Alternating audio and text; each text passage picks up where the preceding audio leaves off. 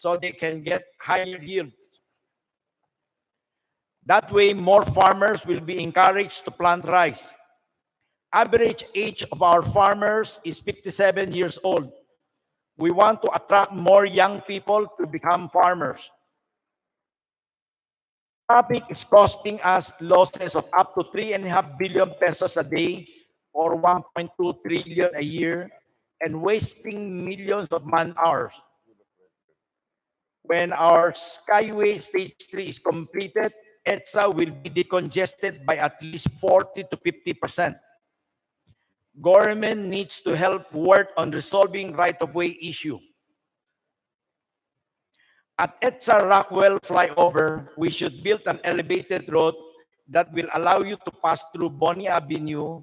There are other transport solutions that should be implemented. We propose more elevated highways and other mass transit systems. Airport runway congestion by mass transit and major tollway. We need to build a major seaport outside Metro Manila. On average, we are losing 3 to 4 trillion pesos a year to traffic, airport congestion, seaport congestion. If we can solve this, our cost of doing business will improve tremendously. And this is what Filipino businessmen, foreign investors are looking for. Floods are a perennial problem. Rapid industrialization and dumping of garbage in the canals and other major waterways are causes of heavy flooding. LGU should be stricter in enforcing ordinances against the dumping of garbage. We also need to build a 15 meters diameter spillway from Laguna to Manila Bay. This will provide permanent solution to the flooding problem of Metro Manila. Today, if we were to build the spillway, it will cost $2 billion or 110 billion pesos and will take 3 to 4 years to build this. These are the problems we are facing today. PCCI will help government solve them and ease the burden of our countrymen. On behalf of PCCI, allow me to hand over to you, Mr. President, our list of proposed solutions representing our collective commitment to nation building. President to accept the resolutions of the Philippine Chamber of Commerce. Here comes another vital President, Rodrigo Roa Duterte, to receive the baton, symbolic of responsible governance and leadership from the Filipino people. Continue to share nation building and strive for humankind's never-ending, plus thousands of foreign allies who are now the passengers of our ship of state. Ang Pilipinas now devolves on President Duterte as captain of our weather-beaten and sometimes embattled, but indubitably seaworthy and proud ship of state. Mr. President, you have significant milestones toward the Philippines into an exemplary model among the 193 nations of the United Nations. Yes, Mr. President, we are more than willing to work hand in hand with you and your crew to achieve more for our nation. To pass on the baton that signifies leadership and good governance, may I please call on former Presidents Fidel V. Ramos, President Mayor Joseph Ejercito Esterte, to exemplify this significant passing of the baton.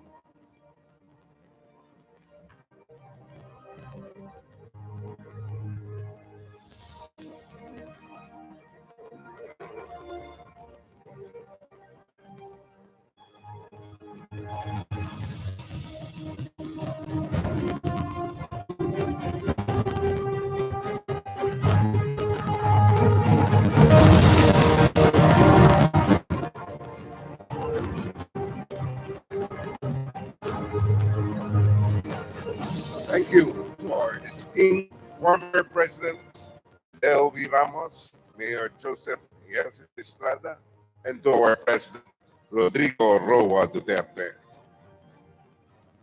We will now proceed to the presentation of awards. Let's start honoring the man whose efforts Ms. Alegria C. and PCCI Chair George Barcelon now to present the awards. Ladies and gentlemen, put your hands together for the Director of PCCI Environment and Climate Change Committee and the Chairman of the last year's PBC, Mr. Jose Chuy Levista Jr.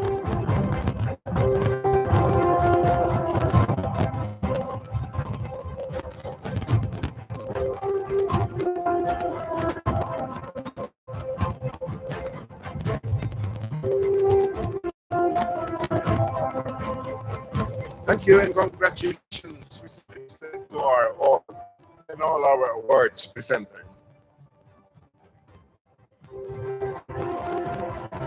Kindly take your seats.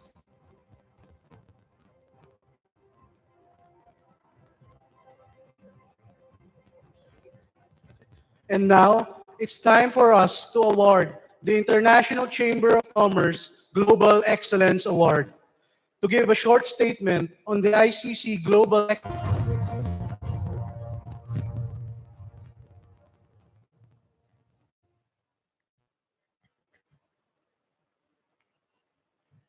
His Excellency Mayor President Rodrigo Roa Duterte. The International Chamber of Commerce and Industry, together with PCCI, have the honor to renew our support to Your Excellency by presenting to you this year's ICC Global Awardees. Similar to all the previous prestigious awardees who received the medallion in your presence, they are some of the most outstanding businessmen in their respective fields whose vision, acumen, and foresight not only proper growth and development in the community, but also touch the lives of Filipinos through the contribution to employment generation countryside under your leadership. Your Excellency, allow me to present this year's International Chamber Global Excellency Awardees, Mr. Dennis Uy, Professor Cheng Lai, Doctorate Fellow Michael Cheng, Taipan Afero Yao, And we call on the President and the other International Chamber of Commerce Regional Office Asia and Mr. Jesus B. Varela, Director General, International Chamber of Commerce, Philippines. Mr. Ching Lai Jr., the Philippine Business Daily.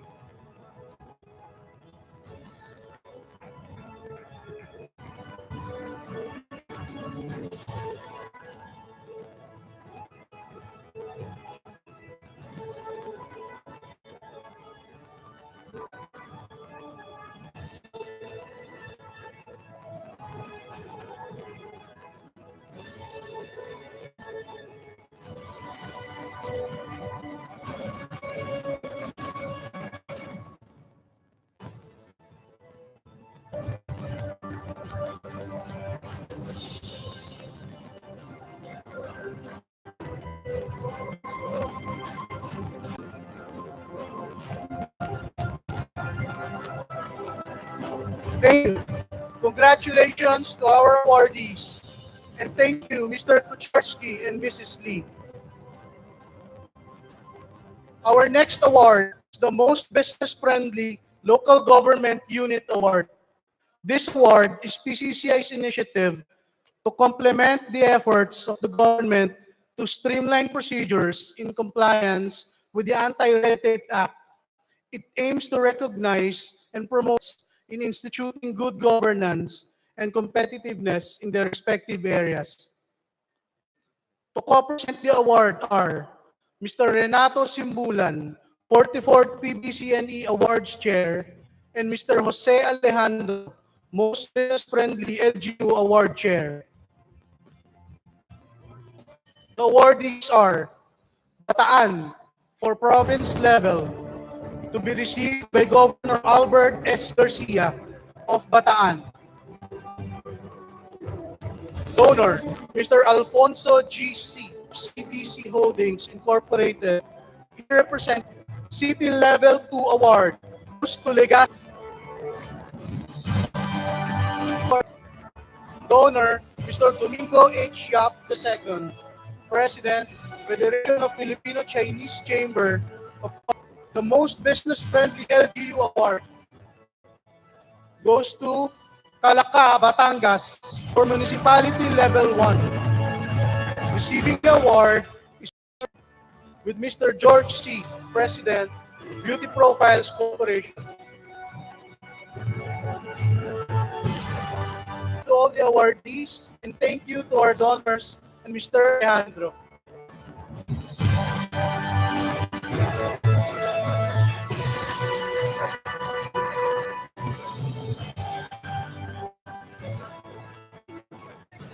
Congratulations to all awardees. And thank you to our donors and Mr. Alejandro. For the rest of the presenters, please remain on stage for the last batch of awards. Our next award is Most Outstanding Chamber Awards. Here, we recognize a local chamber whose leadership and dynamism contributed to business growth and development of the community it serves. Through its advocacy initiatives and programs targeted to promote trade and investment. Awards shall be received by the presidents of local Chamber of Commerce and Industries. The co-present award are Mr. Eduardo Du Visayas and Mr. Mercedes Isumbing Mindanao.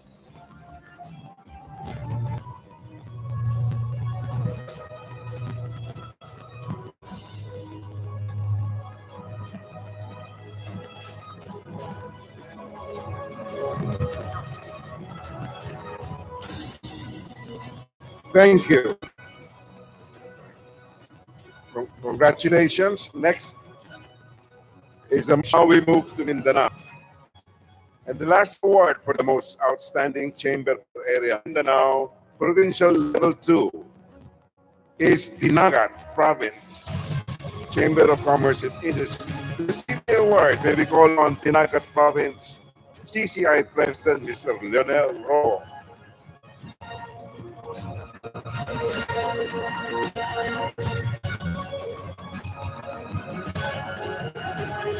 Thank you and congratulations to our winners.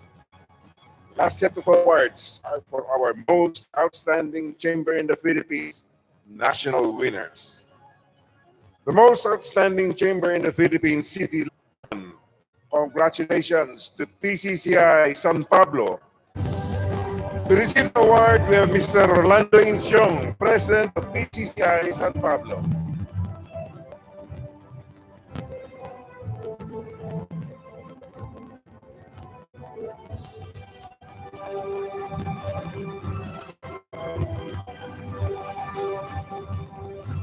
Thank you. And the most outstanding chamber in the Philippines, Provincial Level 1, outstanding chamber area in North Luzon, Provincial Level 1, is the Bulacan Chamber of... Thank you, and Industry Secretary, Mr. Ramon M. Lopez.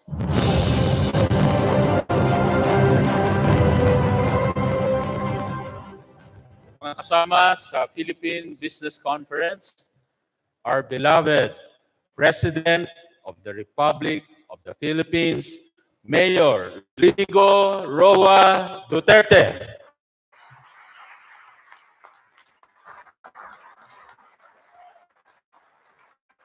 Kindly sit down. Salamat po. Salamat for the courtesy.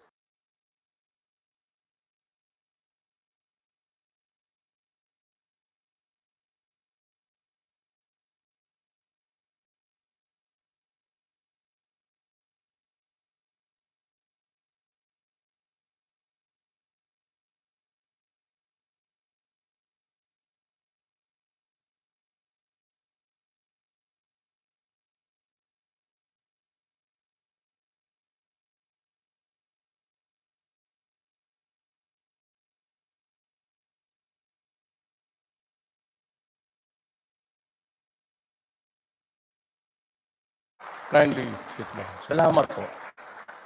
Salamat for the courtesy.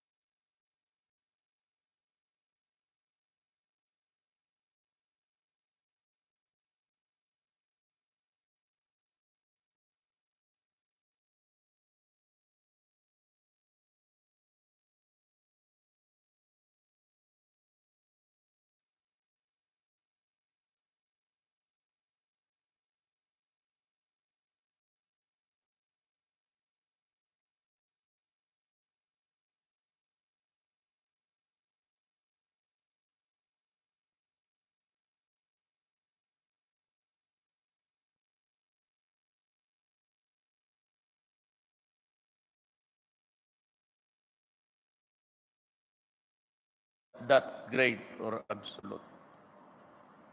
So yung narinig nila, a lot of declarations, statements.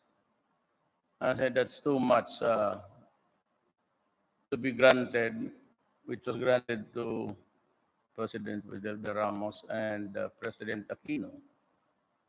Sabi nila that is very susceptible for, it's a big money. We would not know how much and what are the, and even before, just like maybe asking me what we intend to do to present our layout of what should be an ideal EDSA to correct the aberrations in the traffic now.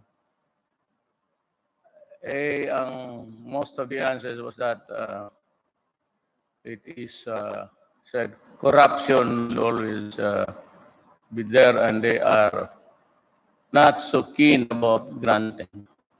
And I realized then that it's the Filipino way.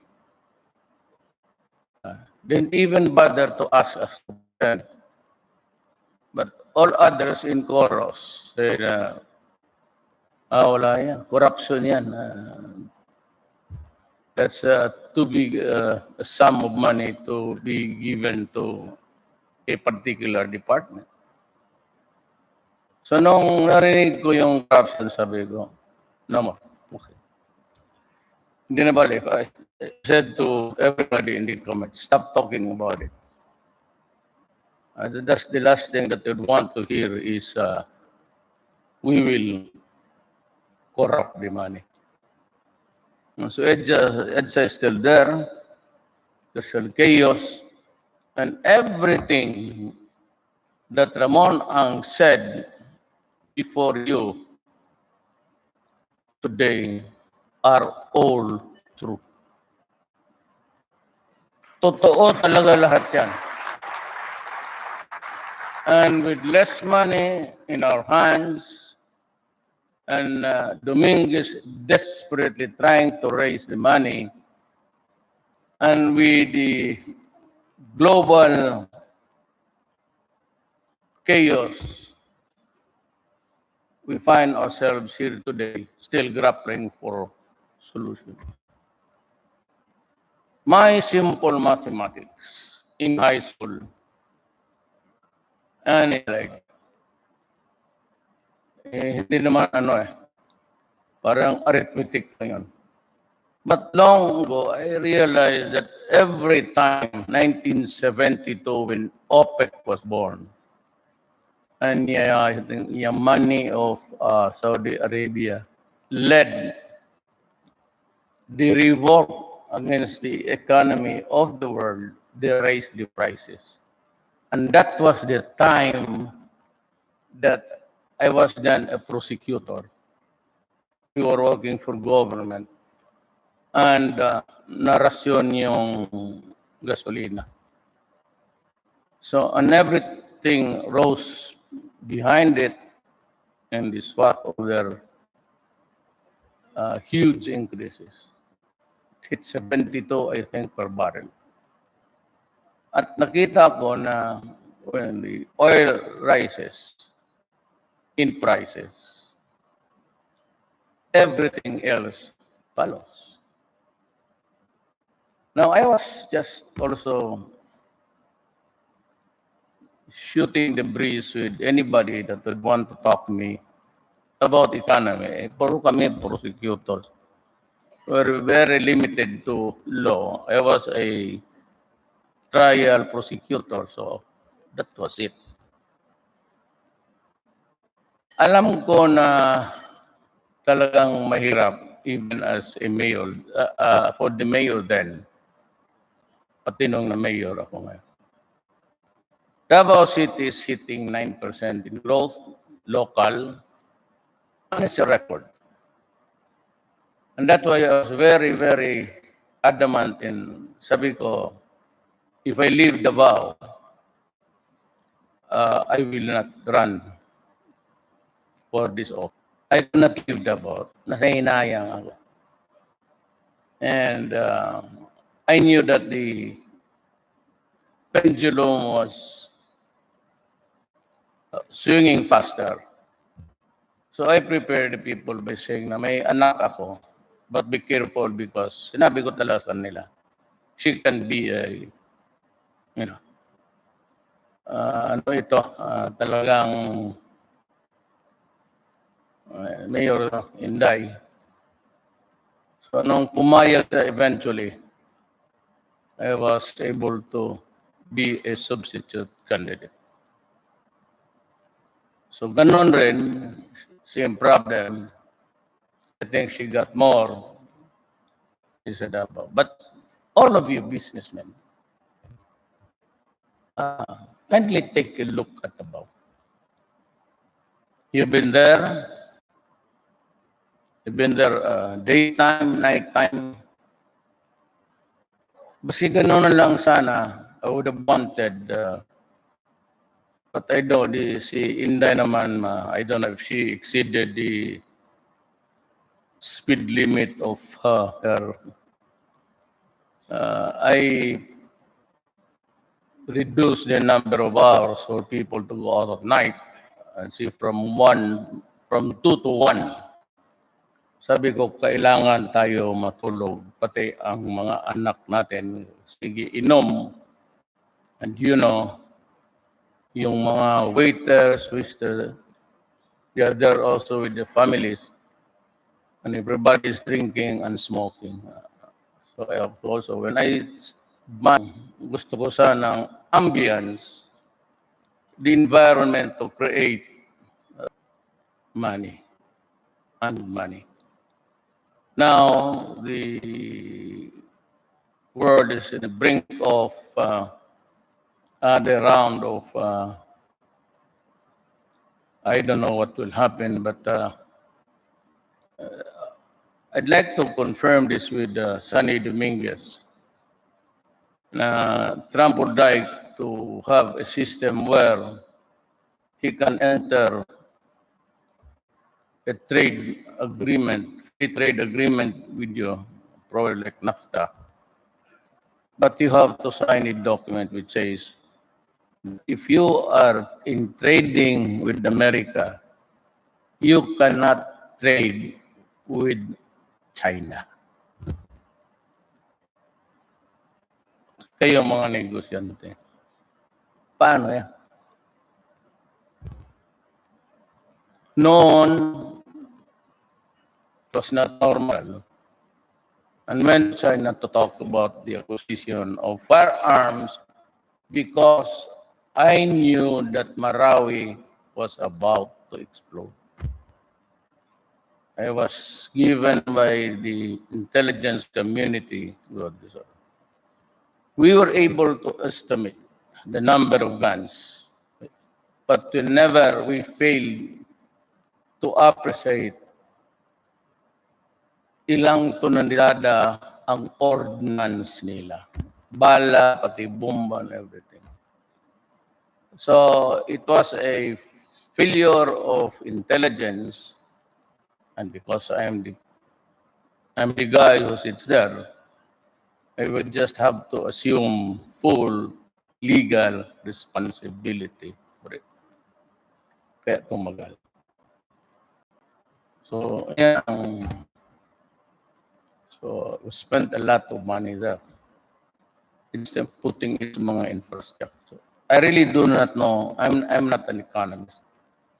I leave it to Jokno, Sani, and Pernia. Sila yung nag-aral sa economics. Ako dyan, I remember only got 78 in college. And I do remember how if I passed that goddamn subject in high school. Pero hanggang dyan lang ako. I do not interfere. As a matter of fact, you all know, lahat kayo, not commercial transactions of government, whatever, either private or public or quasi, na dadating sa mesa. Walang kontrata sa gobyerno ni isa. MRT, LRT, reclamation, lahat yan. It starts and ends with the cabinet member. I do not even call them because I know that my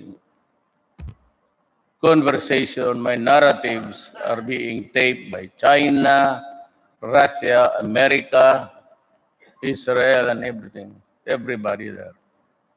So I only talk to my cabinet members personally. For the life of me, I have not called anybody. Wala akong tinawag na cabinet member about anything about money. Wala talaga. Zero ako. Declarations, foreign policy, lahat. Promotions. Hanggang dyan lang ako. Bawal sila magdala ng commercial paper. And they are not supposed to talk to me about that. Kasi cabinet member kita, I have confessed to the public my little bit of not so good. So you take it. Kayo yung experts. Sunny Dominguez is my childhood friend. We grew up as neighbors. He was a consistent valedictorian. Kindergarten kami hanggang sila nagtapos ng pumunta ng abroad. Ako, wala. Because it took me 7 years to finish the high school. Ako yung original K-12. Kaya, sabi ang anak ko, si Veronica, sabi niya kasi, baka akala niya si Briones, Secretary Briones.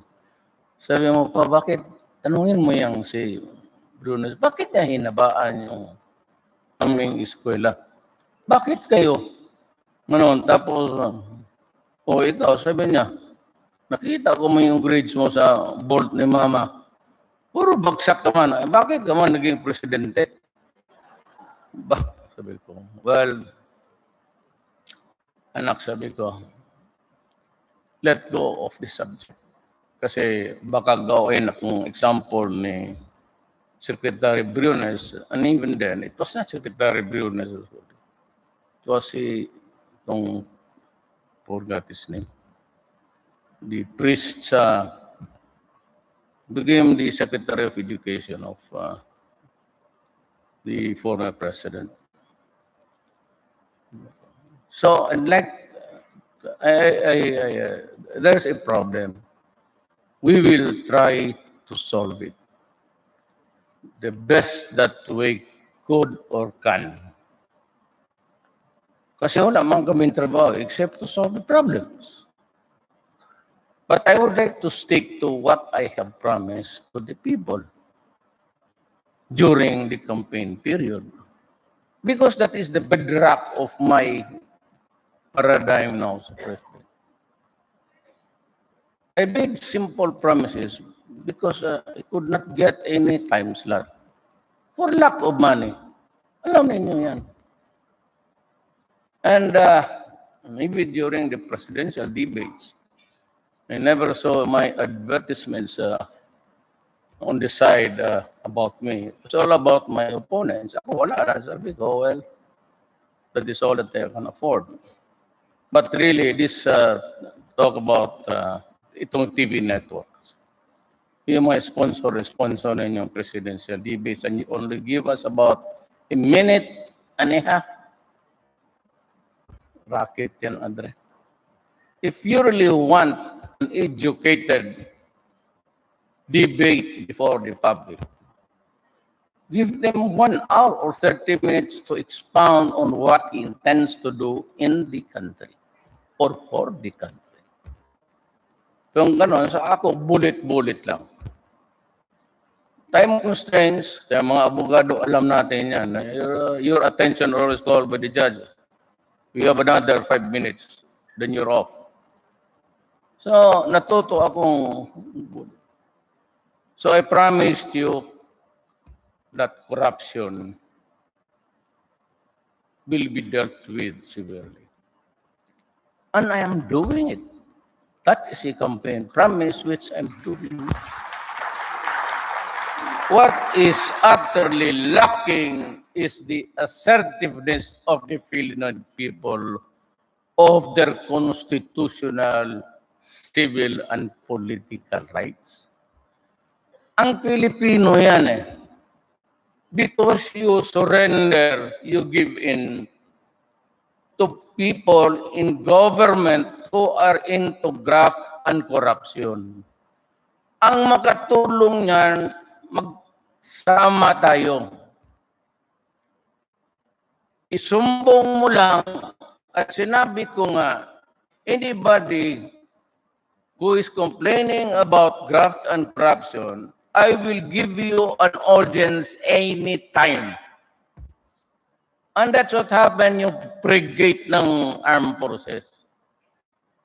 There was this Korean who represented this, yung nagpabili, sir, and he was complaining why there as yet no order to deliver na nanalo sila. So yung letter niya, binigay ko kay Bong, give it to legal. Kasi, so legal referred it to Lorenzana. So nagsulat si Lorenzana ng note. Kaya alam mo ito, you choose your candidate. So I said, kayo Pilipino. Alam ninyo yan. Kung bigyan ngayon ninyo na sa bond, because ito, mausay magdaldal, and they are there just to wallow in their lost sense of pride. So, pinatawag nila lahat, pinatawag si Bong. Sabi ko, punta ka, Bong. Sinabi ng mga executive session ko, no. You demand a full proceeding in public. O, di nakita mo ngayon si Bongo. Senador na. Totoo. He will win. He will win. Kita mo how fate play destiny of men are played. Hindi kilala yan. Mas kilala yung nagpatawag sa kanya. Tignan mo ngayon yung scales of their character. Ano nagawa ng isa? Revolted, in public. So anong nakuha ninyo ngayon? All witch hunting. People are being shamed there. And that is why my son, who resigned as vice mayor in disgust, noong pinatawag siya, now he is running for congressman. Di ko na mapigilan. Pinahiya mo yung tao. Kung sana pagka noon may kaso ka, file mo agad. Then there is a trial. The ombudsman completes it. Ngayon, hindi ko na mapigilan. Ngayon, magsama-sama na sila dyan. Kung manalo sila, bakbakan niya. And I cannot stop because he's already old. Sabi niya, ayaw ko na pa yung public office. But nagmurtor ng sakit ng loob on everybody else, pati si Bato. So, sigaw-sigawan mo. Kaya sinabi ko sa mga cabinet members ko, including the armed forces of the Philippines and the Philippine National Police. If you are summoned by Congress, go there by all means. Obey the legal process. But if you're shouted at and insulted, kagaya nung si General Reyna, you have no dignity, you sit down, ganunin ka. When you say, may I defend myself just to also to protect my dignity. No, you do not have any dignity, you sit down. I told my police officers, the Army, Navy, Air Force, do not allow yourself to be insulted. Pag ininsulto kayo, you stand up with courtesy and say, I came here in response to a subpoena to tell all about truth. But if this is what I get, the orders of Duterte says we would stand up and leave. And if we are ordered arrested by the sergeant at arms, by the Speaker of Senate President, you submit yourself to the jurisdiction. Magpakulong ka pero tawagan mo ako. Sabihin mo sa akin na ganyan ang nangyari. And I will fetch you dyan sa Congress. Hindi ako magdala ng pulis, hindi ako magdala ng army. Iiwanan ko yung security ko sa labas. Papasok ako dyan sa kanila, trangkahan ko yung door. Then we will deal with each other. Ano ba ang gusto ninyo? Anong gusto ninyo, ibigay ko sa inyo. So what? May sa akin, how do we start? Hindi ako mag-ano. But I will not allow the officers and men, mga generals, pati cabinet members, sigaw-sigaw. You must be realized that we are all co-equals. And one body does not give you the order to shame another fellow human being. And if Filipino official. But I will be struck hard against corruption. I struck hard against corruption. I have dismissed a lot of a number of my cabinet members for corruption. Ayaw ko na lang magyabang, pero I tend to really be also violent.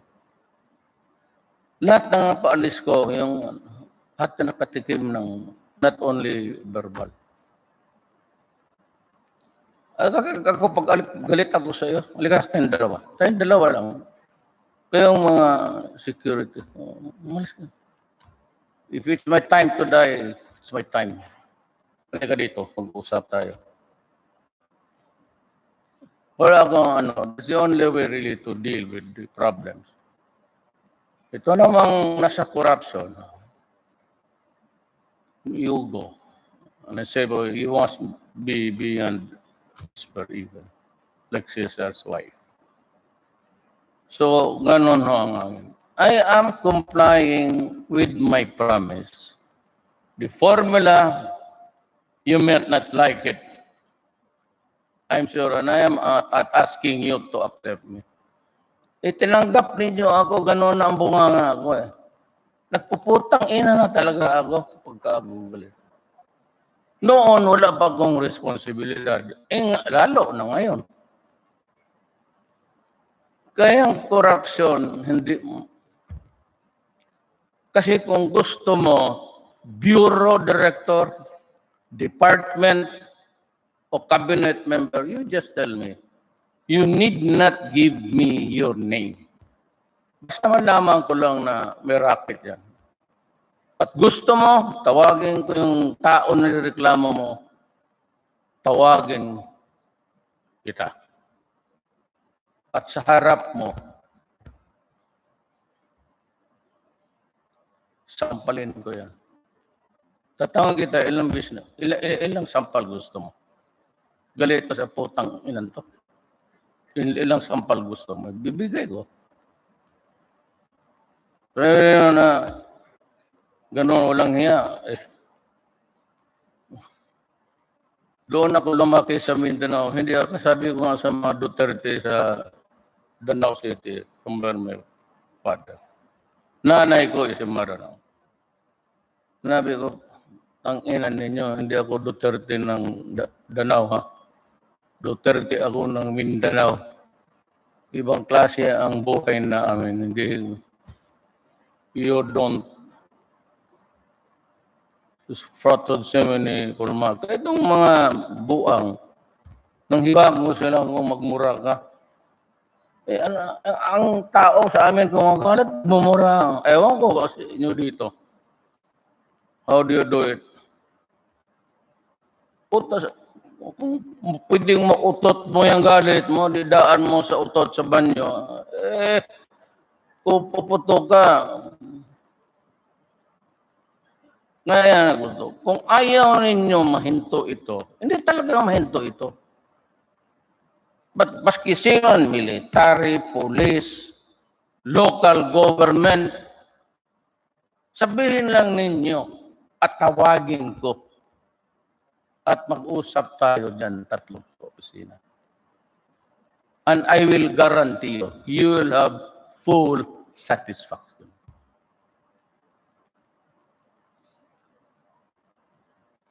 Ginagawa ko yung trabaho ko, marami na. Police, we have dismissed about 1,000. But I know that pagka itong mga walang hiya na ito, hindi naman lahat. Ang police, fundamentally, they are all right. But there are simply too many scalawags also, lalo na Manila. Tingin itong ninja, they're still in the business of drugs. Now, I told everybody that drugs will destroy my country. The Philippines is my only country. And when I was mayor, I said, I'm going to build. Kayo taga-Davao. What did I tell you? I will build a comfortable city. Not a rich city. Wala tayo yan. But comfort enough that you are safe, that there's peace, and you can go into business. Binigay ko yan. Sinabi ko sa mga droga holder, do not destroy my city, especially drugs, because if you do, I will simply kill you.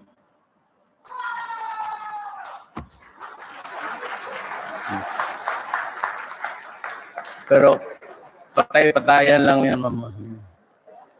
Ang sinabi ko, do not destroy the young Filipino, lalo na yung walang-wala.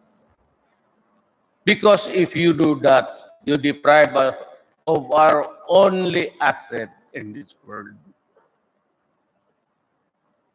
Ang mga anak namin. Bakit?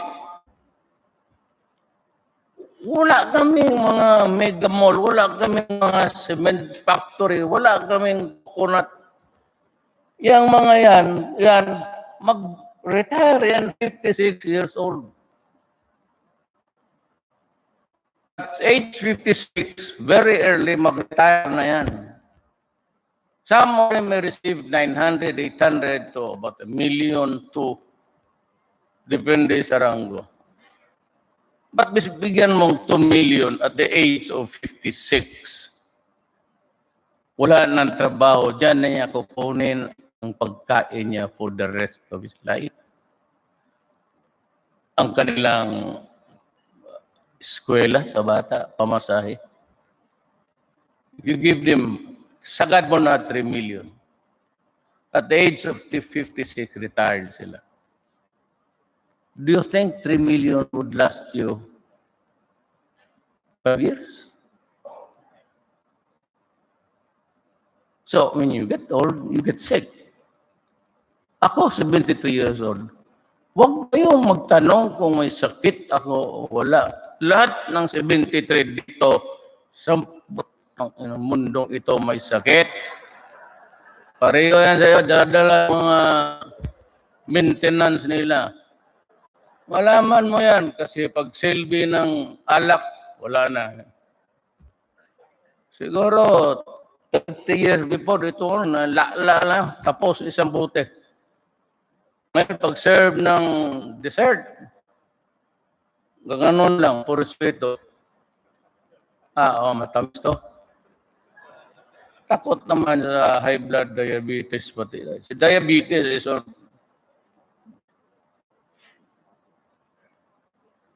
ako, kita mo ng itim. Tignan mo sa... Sunog, pumunta ako ng Jordan. Sunog ito. Pumupunta ako ng kampo every week. Kampo sa bukid. Pinakamanala yung kampo, lumilipad ako doon.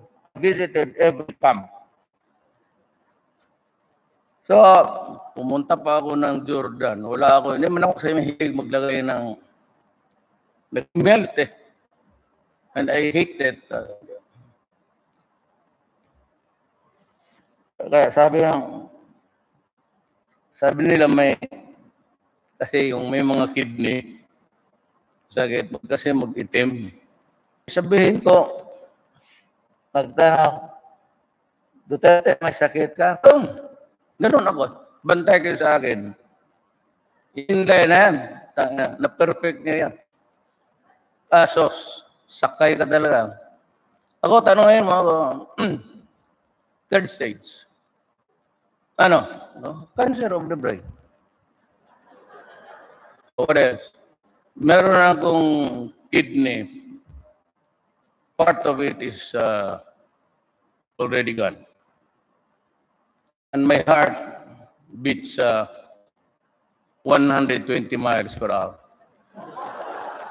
Sino hindi mamamatay niyan? Hindi, maghintay lang kayo.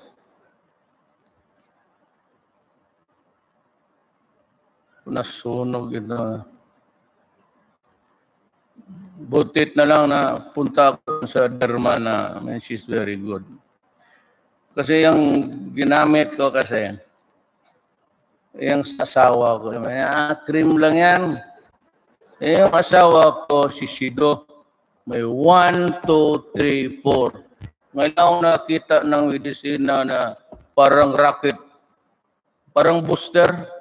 Mahulog yung isa, patuloy mahulog. 1, sabunan mo, sige. 2, mahapdi na. 3, 4, 5. Tapos mayroon pa yung maliit. Okay na, yung sa asawa mo okay na. Tingin ko, putang ina, bakit nangitim ako lalo?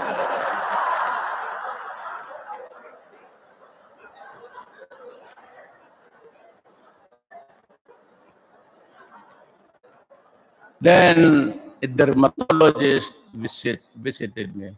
She's a lady, but she's very good. Masyado. Maitiman talaga ako. Lolo ko, Afrikano. Sabi ko, sabi ko, anong ginagamit mo? Di, sinulat ko yung pinapicturean ko doon sa Davao ng kasama sa bahay. Tapos pinadala dito, tinignan niya. Sabi niya, ito lang ang gamitin mo. Itong garon, pati ito lang. Yan lang. Yung iba, huwag mo nang gamitin. Mas lalo kang iitim. Totoo. I do not have the permission, but it's very good. Tinitignan ko lang. Ano? Para sa akin, ang lalaki is not really the color of your skin and the face. It's your character. Hindi mo believe dyan sa...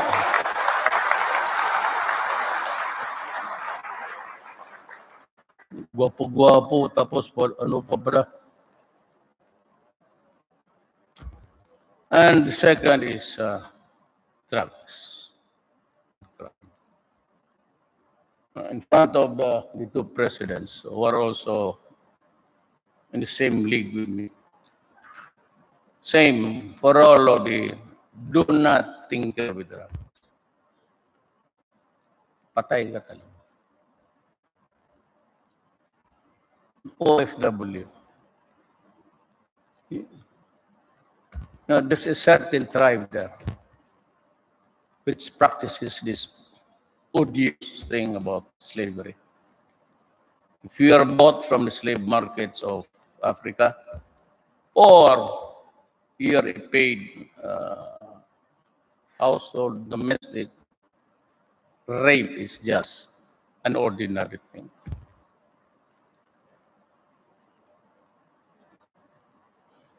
Yan, dyan ako nasasaktan. Talagang maubos yung ngipin ko. Pareho kami ng mga adik. Kasi ang adik, sige lang gana, if the idiot is in front of you and keeps grinding the teeth, yan adik yan. Kaya unang mawala ang ngipin nila, kinakain nila eh. Tapos, hindi yan kumakain ng, kaya payat. Kaya anong bagong joke yung sa TV? Ano yun? Sinabi ng isa. They're all crazy. And that is why, palagay na natin, yung 3 million, mali yun. Because they disputed, and that was really the number pegged by the previous PDEA anti-drug enforcement. So, sabi ni Bato, 1.6.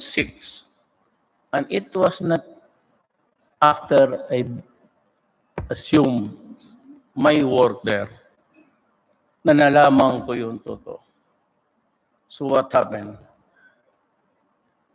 You had 1,000,006 skinny, stinking, and reduced to slavery to eat drug called shabu. Talagang pinapatay mo ang aking mga kababayan. At to think na mga abused OFW, they venture out to work for the sake of their families so that they can have an education. And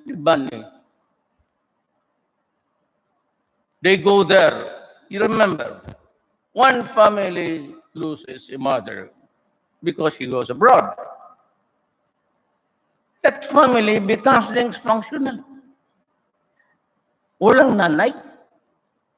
Tapos mag-iwan ka ng 3, 4, 5. And sometimes there are situations the husband and the wife go abroad to work. Then that family becomes totally dysfunctional. And how many millions of them are out? And count the numbers of their children that are contaminated with drugs. They endure hardships, abuse, rape, and all. They work there for 4 years, 5 years, when they come home only to find their children are addicted to drugs and reduced to inutility. Buang yan. They've lost their mind. Kasi yung mga drogista, they know that they have these regular remittances from their father or mother. Didikitan yan. Hanggang bibigay. No, look, maybe hindi ma-realize na, but may galing ako dyan sa baba. We left Cebu. My father left Cebu to seek the greener pasture. If my father had the money or had the land, he will stay in Cebu. But he had to go to venture out to seek another life. The family that owns Danao City owned it right after the war until now. They are lording it over. And that is how many generations. They own the cement factory, the botica, lahat, bangko. And why is this? And why is it true now? Because the Philippines is still in the feudal stage. Why? Because there are so many people without money and cannot eat. So all that they need in the province and even in the city, they go to the mayors. I was mayor for 22 years in Davao. I know that. Eskwelahan, school, then for their medicines, hospitalization, mayor, barangay. So we were the ones who were dispensing patronage. Using what? Using the people's money, his own money. And yet they stayed there in politics for in dynasty. Ako, ayaw ko na. 73 years old. But I could not see Davao go back in shambles. So I insisted on my daughter. Kasi kaya niya. Kita mong sheriff, binubog. Where can you find mayor bullying a sheriff in front of everybody on TV? Talagang ano yan si Inday. So, be careful with that woman. She can oust even a speaker. She operated in Davao. Babae ito ha. She operated in Davao as mayor. Tira mo nangyari sa Congress. O natanggal si, for one simple maybe, si Bebot naman, he's a close friend of mine. I will support him. Pero siguro, I can also impeach him, referring to me. Para sa atin, wala yan. Mali, wala yung politiko. No, bakit mo ako impeach, gago? Kung kaibigan tayo. That's the usual answer. You banter around, but siguro, kung anak, lalo na ito, bantay kayo dito. Nung narinig yan, siguro sabi niya, bakit mo gano'n ng tatay ko na? And before I knew it, in Congress, sabi niya na itong si ganit pangalan niya, nakalimutan ko yung palagi. Yung sa DOT, DOT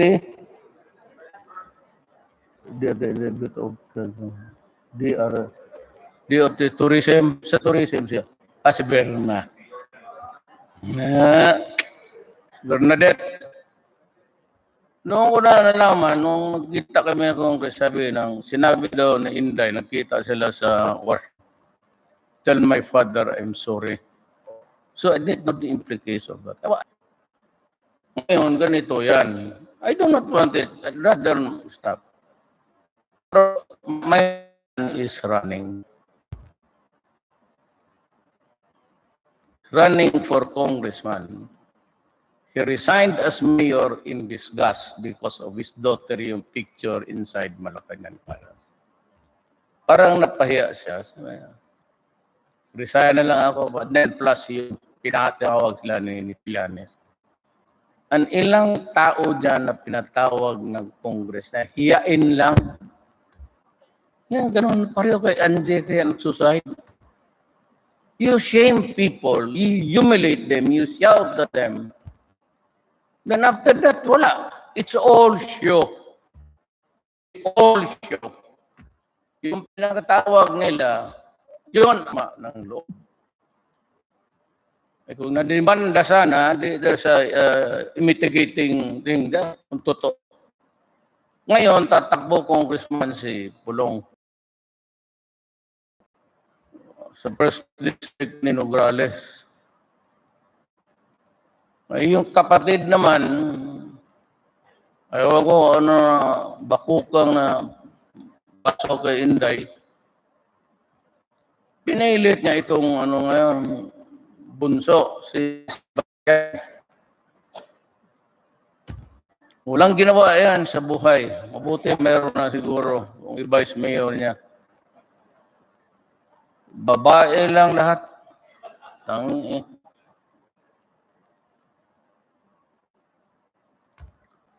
So ayaw po ng dynasty, but we are forced. At saka magtanong ka, punta kayo ng Davao. You conduct its way. Itong mga interesado na dynasty, di pumunta kayo na sa tao. Tanungin mo ang tao dito, tanungin mo. Still the political families. Because mga barangay captain, ayaw namin yan. Na hindi na magkakampanya yan kung ayaw nila. At saka usually, pag naumpisahan ng isa, tuloy-tuloy na yan. Kasi hingiin ng mga tao na yan. That's politics.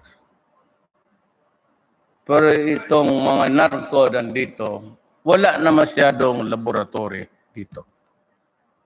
Magbiro lang, pag ganon ako ng discussion. Along the way, you would learn a little bit of me. Itong Sabon, wala na laboratories dito. Kasi alam nila, papatayin ko talaga sila. Papatayin ko talaga sila. So they are now into importation. We are suspecting the intelligence community that it is the 14K tribe who's handling drugs in Asia. At ito namang Mexico, not the Middle East, lahat yan sila.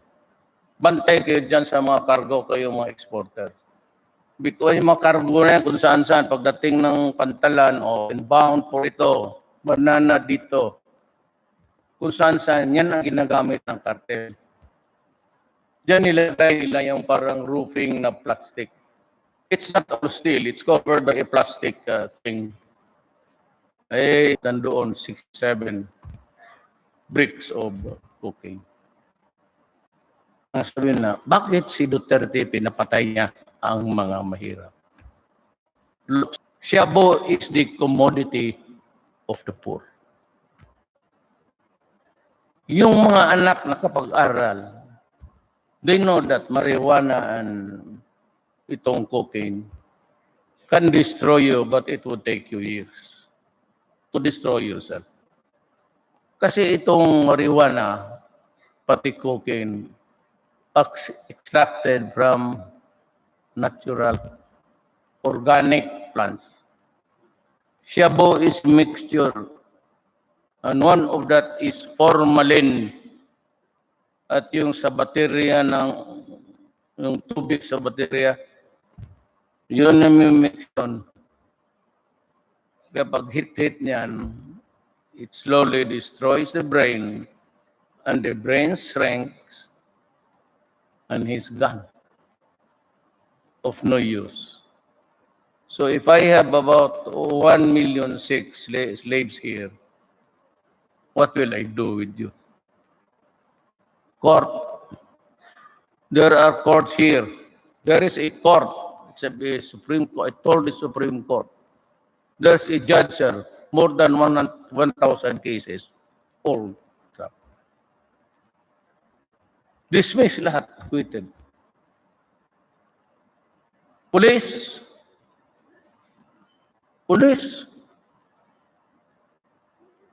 may mga pulis lahat, pero yung mga corrupt na pulis, yung mga akusado, they just pay the server. Ang the server would go, kayo mga abogado, alaman ninyo yan.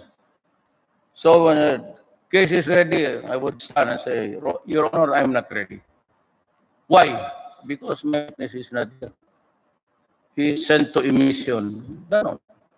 And then the other guy would say, Your Honor, we invoke speedy trial. If the evidence does not have it's not the position of government, they will move for a trial, dismissal. I will reset this trial now. I'll give you a chance. Pagdating doon, bayaran niya, 500 lang. Walang nagtatanong niyan eh. There never was an instant, single or solitary na pinatawag mo yung server, putang ina ka. Bakit mo ganun? Ako lang. Pag ma-dismiss ako, wala ang police. Your Honor, my remedy is to ask for the arrest of the person. Bring that policeman here and to answer us why he is not, the idiot is not here. Ganon ang ano ko. Ipa-aresto talaga. Pero dito, pag wala, nobody cares. Kasi wala namang private unless it's homicide tapos. Pero kung drug trafficking, there is really no personal victim except the state. Kaya na-dismiss. Pag second time, still, sir, Your Honor, we are very sorry, we apologize, but we have to give you the truth. I do not have the witness at all because he cannot be found nowhere. There's a record. Dismiss. Tapos sabihin ng mga human rights. They just don't know how deep corruption runs in this country and how shallow is the human fragility. Kaya kung may perfect ba tayo, kaya sa Amerika kung gusto nila. But please do not drag me into that ICC. I will not submit to you, you idiot. ICC, who created that? Europe, EU. Who's the prosecutor there? Who appointed her? Diyan sa unit nilang International Criminal Court. Ang presidente na sabi nila na Duterte, she is psychiatrist. Kapatid pala ni King sa Jordan. Ipupunta ako ng Jordan. So, pinigilan muna. Paiyak tuloy ako. Inaapi-api kasi ako ng mga tao. May human siya. Sampalin ko yung mga puto. Ay yung itim na ano yung potot na iharap mo sa akin. Nandito, sampalin ko yan. Ang bas ng IC. Who created you? We are Asians. You created that idiot thing in Europe. You appointed all the officials. And even the chairman of the International Court Commission, yung fiscal nila o prosecutor, was the brother of the King of Spain. Now may I ask you, what is he doing there? Were you elected democratically? Are you the choice of the people? Why would you bring me there? Putang ina, pagdating, sampalin ko kayo lahat ng mga judges. Bunalan ko kayo yung ano-ano ninyo, mayroong given na Buto yung ulo ninyo. Magwala ako doon. What the hell are you trying to? Tawag-tawag na. And you cannot acquire jurisdiction. You know why? Even if it is really a valid agreement, our laws requires. There's a constitution which says that no man shall be deprived of life, liberty, or property without due process of law. That is in the Constitution. Now here comes the Rome Agreement, the treaty which we signed. It was signed by President Sada, which is correct. It was sent to of the law, excuses no one. But no publication, how can I now be informed that there is a law? So my ignorance of the law would excuse me. What is the constructive notice? You have to publish it in the official gazette because that is constructive way of saying now we are bound by the law because it was never published. In People versus Tanyada, Supreme Court, that failure to publish it is fatal, which is correct. How, if I'm a Filipino, as a prosecutor, I'm a president, how am I not to suppose that there is a law that binds us? Hindi mo pinablis eh. So, silly sending investigator, you must be an idiot. Anong itong EU created at the ICC? Who drafted it? What was our participation? And if it is a valid agreement, who are the persons there? Who chose them? We here in the Philippines, I appoint, then it goes to the Senate for concurrence. Then when it is there's a agreement now, it becomes a law. Without that, without the publication, there is no law. It is not true that we separated. We have withdrawn because we withdrew nothing because there was no law at all. How does it apply to me? The absence of the publication and all. Then I go to my constitution, which is the highest law of the land. That no person shall be deprived of life, of liberty, or property without due process or law. What is the due process in me? You did not publish the law. That was my, actually, and I just, frankly, I just wanted to know how many stupid people there are, including lawyers. But I was only keeping that. I allowed the demonstration. Go ahead. This is, I allow them. But when that commission chairman said that I need to look, I wanted to bullshit him. But it told me, pupunta ka pa naman na, you're going to Jordan. So now I've been there. I'll tell now. He's a prince. The country is ruled by an autocratic. If you want to be soft about that, monarchical,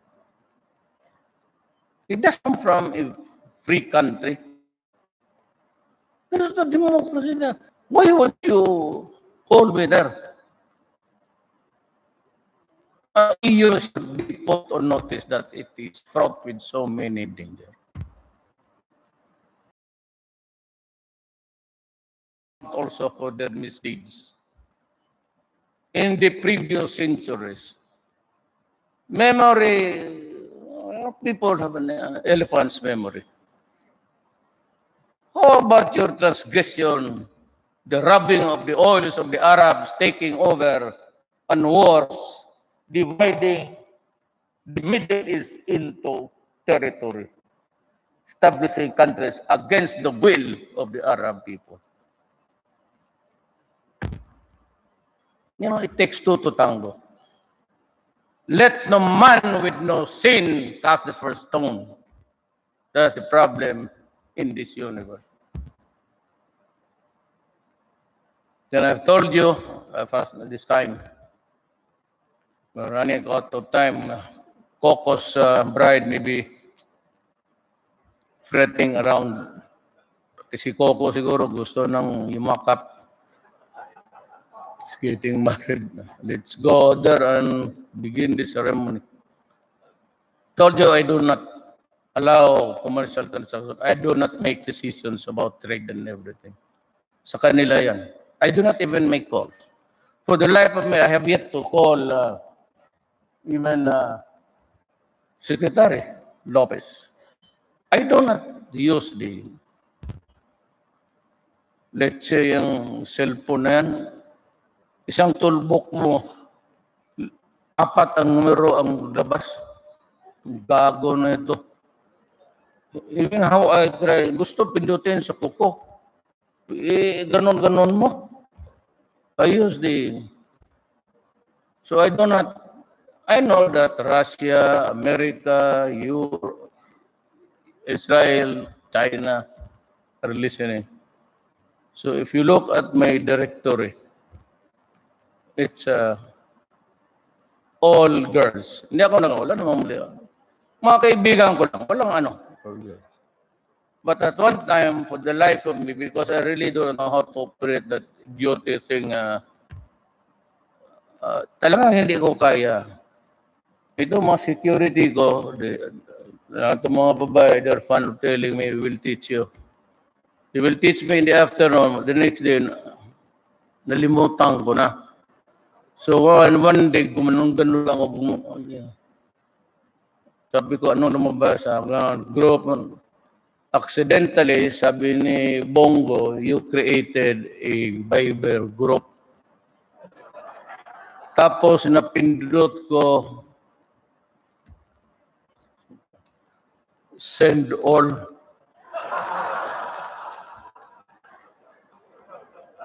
Hiya ako kasi wala na. Lahat tagal sa balutan. No more. So, since I am holy na akong, nahuli na eh. Kapalitang mo, wala na. So I let everything just continue, maybe. Yan ang mahirap because the increase in oil is actually, maybe to me, in my economics, very poor, but yung trade imbalance natin, spending more to buy things, and our imports are not doing very well. But before I end, ito na lang sabihin ko sa inyo. I know that you are the stakeholders here in this country. And you have so many, but one thing I will tell you, and that is my advice. If we do not have law and order in this country, and if we do not stop corruption, this country will never.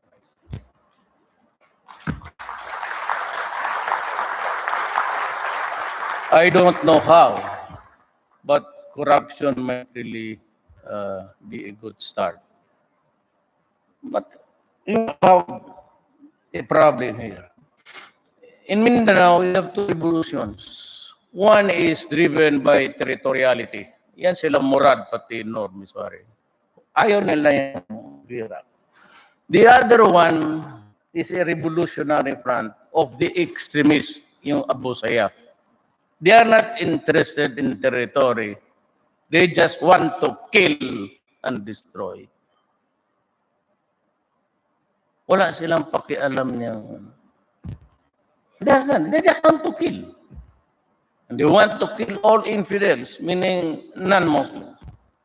No, kayong mga Muslim dito, kayo ano, I said, my mama is Maranao. So do not give me that shit about being insulted. Because it is true. Why should we deny it? Yang dalawa na yan. Corruption, pag hindi na ito ang corruption, wala talaga. Believe me, I've been to so many places. We cannot even reach the level of Indonesia and Malaysia. Even if we're given 5 years, 5 extra miles. At the present level of where Indonesia and Malaysia and Brunei are now in. Hindi tayo makahabol. But if you can have peace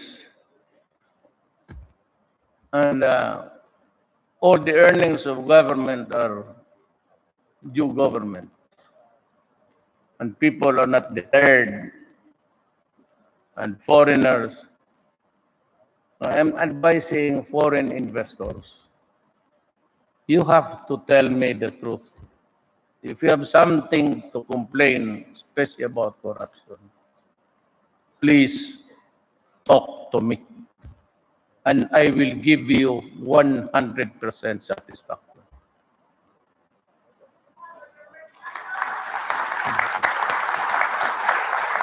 Yan ang pangako ko sa inyo. And you will be protected. Kung magsumbong ka sa itong ganito, then I will just tell him in front of you. Better be sure that nothing happens to this guy. Baski napako lang ito doon sa hagdanan nila. Magdasal ka kasi ikaw ang pupuntahan ko. Now, what will I do with you? You know, there is always an end to everything.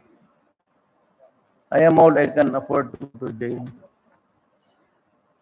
I'm 73. 80, I hate to be there. Kasi pagkatapos ko, wala naman akong gawin. What will I do? Hindi naman ako makalabas. Baka sagasaan ako ng mga putang ina niya. Hindi naman ako.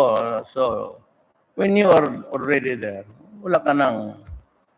There is always truism in the Bible of the Christians. It says, Ecclesiastes 3, a season for everything under the sun. Time to be shining star like me now, you're looking at me. But I know that there will always be a time just around the corner. I will be a fading meteor. There's a time for plenty and a time for want. A time for festivities and a time to be sad. A time to be rich and a time to be poor. Wala naman tayong oil, but if we struck oil, pardon, naglanding kasi ako ng yung allergy. I was using the helicopter. I just landed there, just outside. So I was late because I was attending to so many concerns of government. But I will do everything to really address the things that you have mentioned. I will place it in the agenda, first agenda during the next meeting. And with that, I'd like to thank the PCCI and everybody is interested, and for your patience for me to end the talk. Yun ang problema ninyo. Putang na Duterte, tagal-tagal. I know, yung sa inyo, parang sa front, putting up a face. I think that you're enjoying.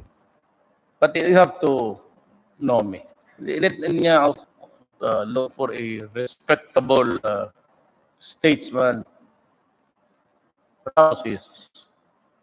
President Ramos is a statesman. He's better than all the presidents, including Estrada and the incumbent.